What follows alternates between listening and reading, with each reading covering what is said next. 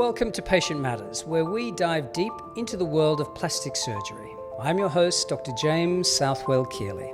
In this series, we will engage in candid conversations with patients, specialist doctors, nurses, and others who have shaped this journey. Together, we will explore the realities of plastic surgery, covering everything from safe practices and patient recovery stories to the latest techniques and the artistry behind the craft. We'll also discuss governing bodies, address botched and revision surgeries, as well as share simulated consultations, all aimed at guiding you through your own plastic surgery journey. With decades of experience, I'm proud to be a member of ASPS and the Royal Australasian College of Surgeons. I serve as a plastic surgeon at St Vincent's Hospital in Sydney. Join us as we unravel the complexities and beauty of plastic surgery, one episode at a time.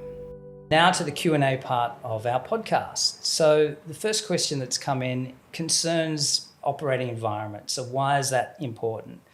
A proper hospital has hygiene standards that are enforced by multiple levels of nursing care within that environment. So at the very basic level, you'll have less infection risk if you have your operation in an accredited hospital, in a proper hospital environment. Okay, well, I mean, this is the thing, isn't it? You can still get infections and things, and when you're at your most vulnerable, or your immune system, in the case of a cancer patient, say their immune system's already sort of at rock bottom. So this is when a really clean, sterile environment really matters. It matters the most. So if you're cutting corners and going somewhere to try and save some money, I mean, this is another potential risk that could come back and, lead you down an even longer protracted recovery. So this is really crucially important, isn't it? It's 100%, yeah. All of these measures to cut back on infection risk cost money. Yeah. So you cut corners, you go for the cheapest option, and it's done in an accredited facility, you're more likely to have problems. Yeah. So yeah, look, that's just fundamental. And your plastic surgeon, if they are accredited with the Royal Australasian College of Surgeons and ASPS, Australian Society of Plastic Surgeons, we all operate in accredited facilities. So that's number one, I think. That's number one. So this is also like a relationship that you would have within the hospital as well, because you have a working relationship with these people. So this is another level of the care, I guess. 100%. It's like the invisible care. You don't know what's going on in the background, but the sterilisation equipment is up to the best standards internationally. You've got infection control nurses who monitor infection rates around the ward. They're swabbing inanimate objects, making sure there's no bacteria here or in the flowers there. It is next level. And then you have all the cleaning staff that keep things impeccably clean. So that's what you get when you're So your relationships with the hospital staff is super important as well. 100%. Like this is, Yeah, it's a whole team. Oh my gosh, it's really quite a lot, isn't it? From start to finish, this is a really big journey. It all matters, doesn't it? Yeah. Okay. Now, speaking of questions, our next question pertains to surgical plan. So what is the surgical plan? Why is it important? Well, surgical plan is important because no two people are the same. So you really have to individualise your treatment options, your operative planning for that individual, if you're hoping to get the best possible outcome for that patient. Okay, so this is taking into consideration the things that they've told you and things, again, that you've gleaned, like how healthy they are, their diet as well. Do you sort of, if someone's coming in and they're a little bit, we've touched on this before about the weight, then do you sort of like recommend, do you recommend a dietitian? I mean... 100%, yeah. So it depends on what the problem is and how urgent it is and what factors are modifiable. And then you just optimize the ones that you can't change. Yeah. And you change the things that you can. Yeah. And if you can possibly defer, you defer. And if you can't defer, then it's a cancer operation, well, you have to modify your plan to maximize your success. You can't just say, well, everyone's getting the same operation because that's what I do.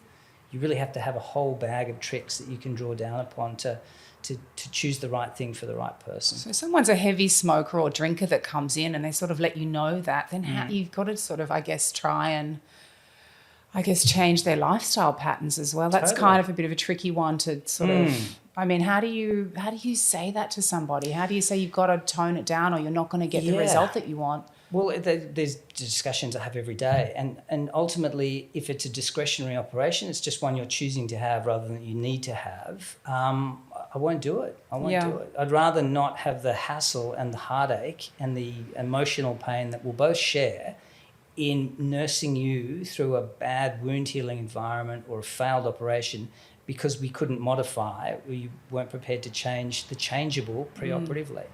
But there's some patients that say they've got this horrible cancer, they have to have the operation and they've smoked up to the day of surgery. Yeah. So sometimes your hand is forced, but you modify, you maximise that safety. You're not necessarily going for that AAA plus result. You say, well, all we can achieve today is the C result. Mm-hmm. It'll be safe. It'll get you over the line. Yeah. And then once you're healed up and we can modify those things, then we can revisit and we can improve upon. But really, today is just about dealing with the problem in front of us. No bells and whistles, just the basic, get you healed, get you safe, keep you safe. Yep. Yeah. Okay.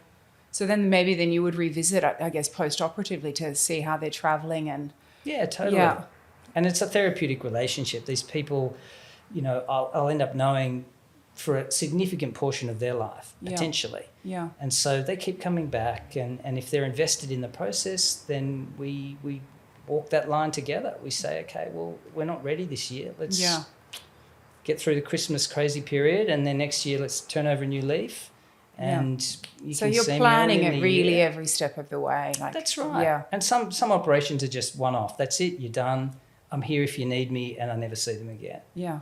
Not after the initial follow-up period. Now others are much more complicated. Yeah, I feel like everything would be very considered, though. I don't feel like you would just do those ones, and it just, there's always the emotions and things that you have to even consider. The simple ones. I'm not that simple. Complexity. Yeah, I know. I'm really shocked by how much I've learned. You know what I mean? Like I consider myself fairly well read, but the levels of care and everybody's part in it is really quite mind-blowing. It really is. So, absolutely. I've learnt a lot, that's for sure. So I think this is the thing, to make informed choices, isn't it? Yeah, 100%. So, and the more we can just open up and share this knowledge, the better it'll be for everyone faced with making these sort of decisions. Yeah. And they're big decisions as well. So, okay.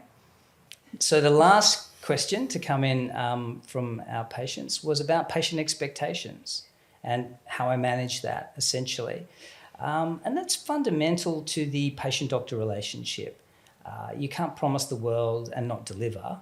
You really have to work through that decision-making process with the patient, and all the while explain to them that where we're hoping to get to is here because of these following reasons. It's to do with the way you're put together, your body shape, fatty distribution, it's the comorbidities that you have the diabetes, the smoking, the etc.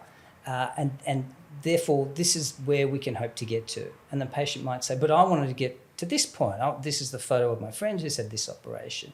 So, well, the operation carries the same name, but the expected outcomes have to be different because that's them and this is you. Yeah. And if we can modify and improve upon some of those things, then we should do that preoperatively. And then we can maybe get closer to where you're hoping to. So it's a process of engagement. It's a process of discussion. It's not something that happens in one consultation. And you work through that together. You do what you can to make things as close to their outcome as you can by modifying the modifiable. But ultimately, you just have to educate. And if I think at the end of it all, we're just completely on different pages here, I'll say I think you need to see someone else. So you will defer that if you feel like it's absolutely you're not meeting in the middle. Yeah. With dealing with someone who has had something done that they're not happy with, and touch wood, it doesn't happen a lot in my practice. Not to say it doesn't happen, but I see it as secondary consults. So they've had something done somewhere else. Yeah. And you just have to come unpacking all of that and trying to work through that. It's really hard. So that's quite tricky, isn't it? It is super tricky. I'd rather not find myself in that position. And look, years of practice, now decades of practice, help you with that. And you're better at saying no. Yeah. You're just better at saying, this is not something I can achieve for you. And if I think it's realistic, I'll say, these are some great people who work in that space. why don't you go and check out what they have to say? Or I'll say just outright, I just don't think this is achievable.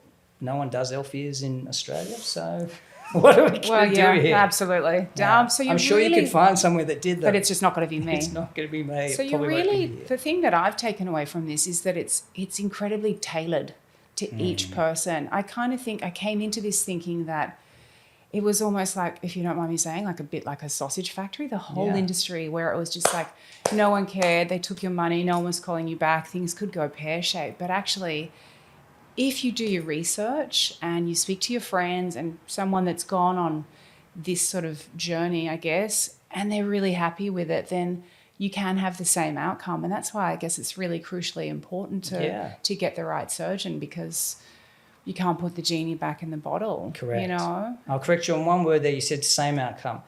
Similar outcome. Similar. Because it's always bespoke. It's bespoke to you. Yeah. You're taller, your chest is wider, your shoulders are wider.